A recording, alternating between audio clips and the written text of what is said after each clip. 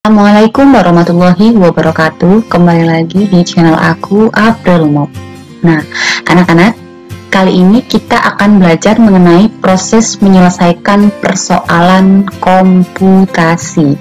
Nah, sebelumnya kan kita udah belajar nih, komputasi itu apa, macamnya itu apa, dan jenisnya apa, dampaknya di berbagai bidang pun apa. Nah, kali ini kita akan belajar mengenai proses menyelesaikan persoalan-persoalan yang ada dalam proses komputasi.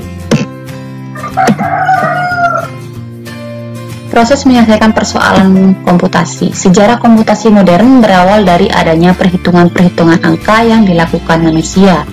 Semakin berkembangnya alat dan kebutuhan, maka semakin banyak pula data-data yang ingin dihitung. Dan mulai ide pembuatan untuk membuat komputer sebagai alat hitung dengan konsep komputasi modern. Bukan hanya itu saja, keberadaan komputer yang diciptakan hingga sekarang ini bukan hanya menjadi alat untuk menghitung saja, tetapi juga dapat menyimpan, mengedit, dan mengolah kata, serta masih banyak lagi kegunaan dan kelebihannya. Proses menyelesaikan persoalan komputasi ada beberapa macam. Yang pertama adalah kinerja komputasi seperti apa. Yang kedua adalah komputasi paralel. Yang ketiga adalah komputasi paralel dengan paralel virtual machine. Yang pertama adalah kinerja komputasi. Computational thinking atau CT sebagai metode berpikir yang dipakai programmer pada saat menulis program. Sedangkan pemrosesan paralel atau parallel processing menggunakan lebih dari satu CPU untuk menjalankan sebuah program secara simultan. Kinerja komputasi dengan menggunakan parallel processing dengan memanfaatkan beberapa komputer atau CPU untuk menemukan suatu pemecahan masalah dari berbagai masalah yang ada sehingga dapat diselesaikan dengan cepat dibandingkan menggunakan satu unit komputer saja. Nah, ini adalah salah satu contoh dari komputasi serial atau komputasi tunggal yang hanya membutuhkan satu CPU saja, di mana problem itu akan diselesaikan dengan instruksi-instruksi yang ada, baru akan diproses kepada CPU. Yang kedua adalah komputasi paralel.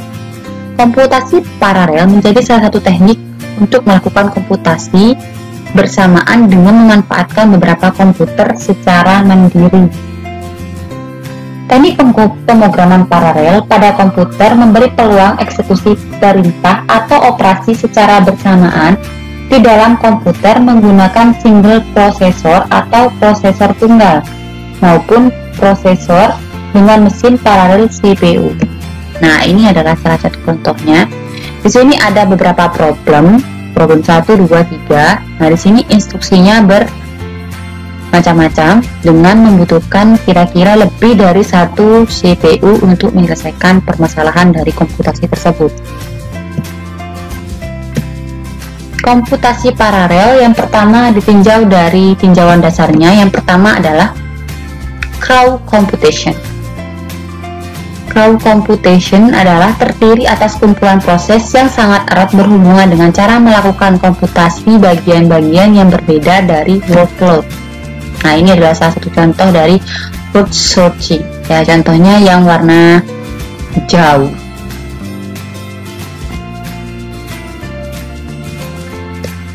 Komputasi paralel yang ditinjau dari dasarnya yang kedua adalah tree computation, adalah pola pemrograman dengan proses disebar secara dinamis seperti tree atau pohon. Nah, ini contohnya. Kalau bentuknya itu persegi 6, berarti itu dikodekan dengan P node. Kalau bulat berarti S node. Yang persegi itu berarti transaksi yang dilakukan, sedangkan bulat warna putih bening itu adalah memory operationnya.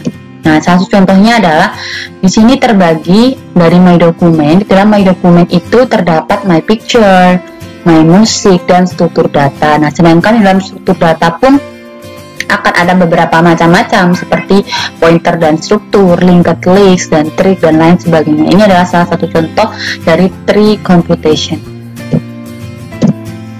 Selanjutnya adalah komputasi paralel ditinjau dari dasarnya. Yang ketiga adalah hybrid computation.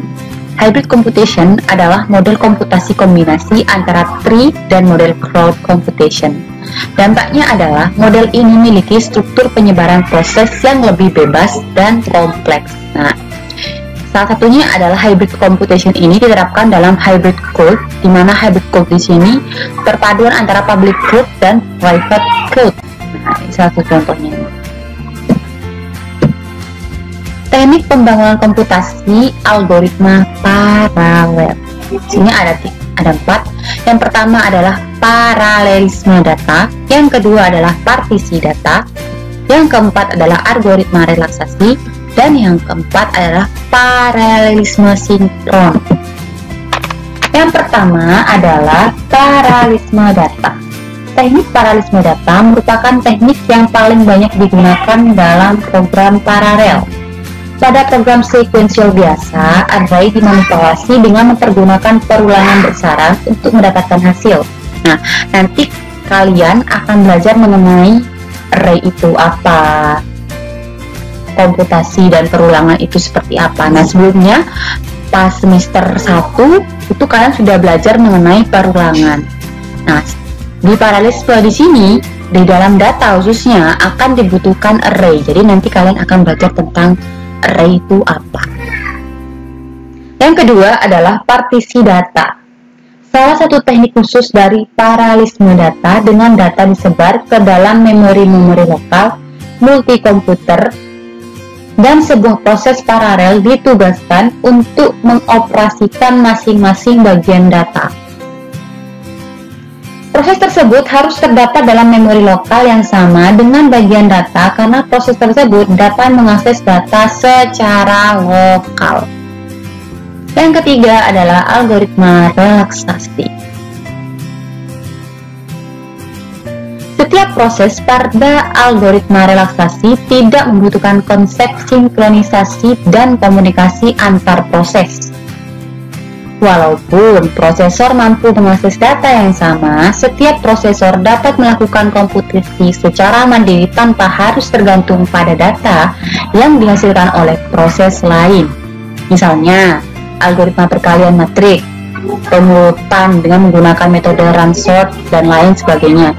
Nah, kemarin di semester 1 pun kita juga sudah belajar bagaimana algoritma itu berjalan. Contohnya kalian pernah buat kan algoritma pembuatan mie rebus dan membuat puding coklat, pernah kan ya? Nah, itu adalah algoritma. Nah, di sini kita akan lebih mendalami lagi algoritma relaksasinya itu seperti apa. Yang keempat adalah paralelisme sinkron. Aplikasi praktis dari komputer paralel adalah problem yang melibatkan array multidimensi yang sangat besar. Problem tersebut memiliki peluang untuk paralelisme data karena elemen yang berbeda dalam setiap array dapat diproses secara paralel. Teknik komputasi numerik pada array ini biasanya iteratif dan setiap iterasi akan mempengaruhi iterasi berikutnya untuk menuju solusi akhir, misalnya solusi persamaan numerik pada sistem yang besar. Nah, di paralelisme sinkron kita disinggung lagi tentang array. Nah, sedangkan di sini array-nya lebih kompleks lagi, yaitu array multidimensi. Selanjutnya adalah kita akan membandingkan perbandingan antara komputasi serial dengan komputasi paralel. Jadi perbedaannya itu apa? Nah, kalau tadi kan kita secara garis besarnya saja. Nah, pada sistem komputasi paralel terdiri atas beberapa unit prosesor dan unit memori. Dua teknik berbeda dalam mengakses data di unit memori berubah shared memory address dan message passing.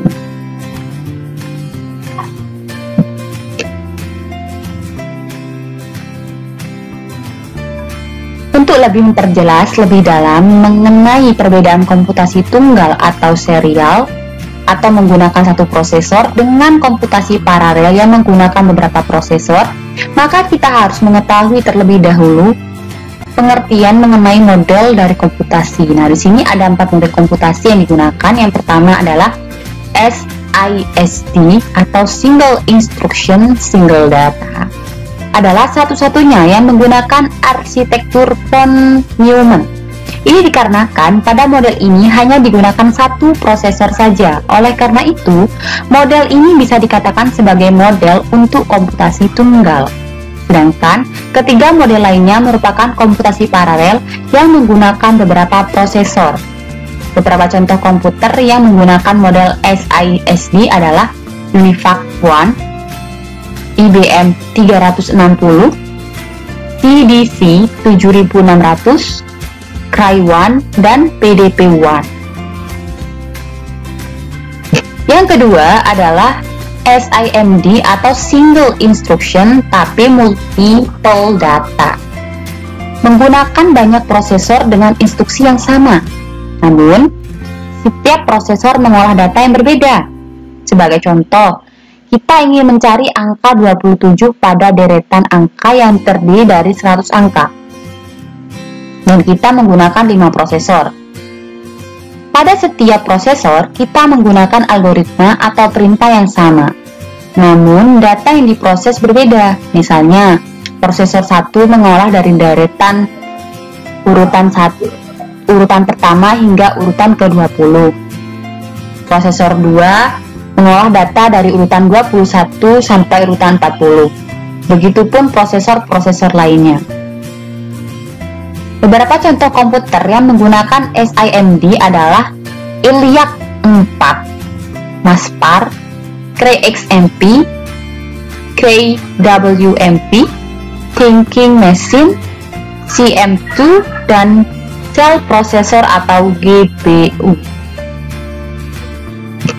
Yang ketiga adalah MSISD, Multiple Instruction, tapi single data, menggunakan banyak prosesor dengan setiap prosesor menggunakan instruksi yang berbeda namun mengolah data yang sama.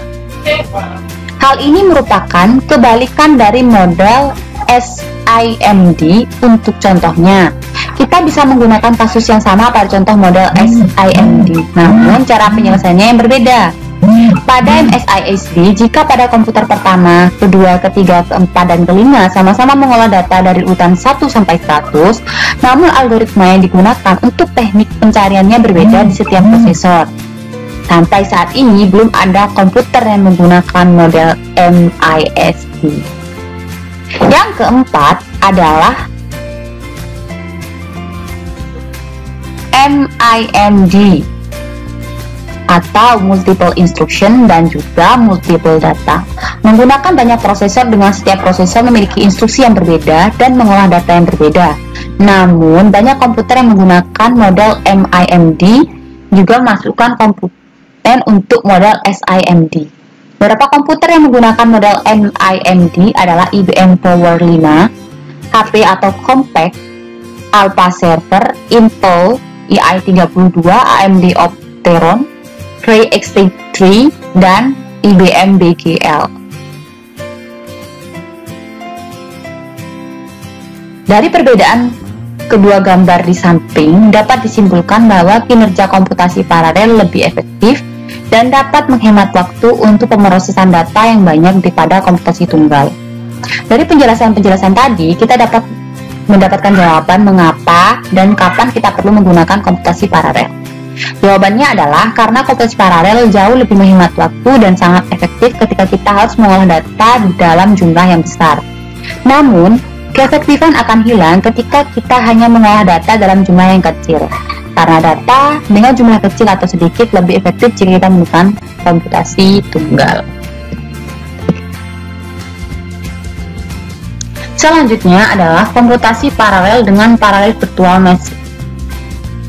PVM, Parallel Virtual Machine, adalah paket software yang mendukung pengiriman pesan untuk komputasi paralel antar komputer. PVM dapat berjalan di berbagai macam variasi Unix atau Windows untuk banyak arsitektur seperti PC, workstation, multiprosesor, dan sumber komputer. Nah, di sini contohnya adalah di sini ada sebuah internet. Nah, di internet ini ada router. Nah, ini nih router, ini routernya dengan IP 192.168.0.1. Setelah itu, tersambung juga sebuah handphone dengan IP 192.168.0.3. Setelah itu juga tersambung printer dengan IP 192.168.02. Nah, di sini juga terhubung komputer 192.168.04. Nah, dari komputer di sini dihubungkan dengan paralel desktop virtual subnet. Di sini sudah virtual, berarti di sini ada aplikasinya. Nah, di sini paralel virtual dari desktop virtual subnetnya ada dua. Yang pertama dengan menggunakan IP 10.211.55.2, sedangkan satunya 10.211.55.3. Nah, kalian apa nggak kepo nih mengenai IP sini? Nah, kalian bisa cari di internet protokol. Jadi IP itu adalah internet protokol. Nah, kenapa di sini bisa 192 dan sini bisa 10.211? Kenapa berbeda? Nah, karena di sini sudah terjadi proses subnet. Nah, kalian akan belajar lebih lanjut lagi tentang subnetting setelah materi-materi yang sudah kita belajar hari ini. Nah, untuk materinya cukup sampai di sini dulu ya. Nah, untuk tugasnya yang pertama adalah kalian harus like video ini. Yang kedua adalah berikan jawaban kamu melalui komentar. Yang pertama adalah apa pendapat kalian mengenai komputasi paralel. Yang kedua adalah coba kalian berikan contoh penerapan dari komputasi paralel tapi yang sederhana saja. Nah, jangan lupa tulis jawaban di komentar dengan menyertakan nama lengkap dan luas kalian. Oke? Untuk hari ini Ibu akhiri. Wassalamualaikum warahmatullahi wabarakatuh.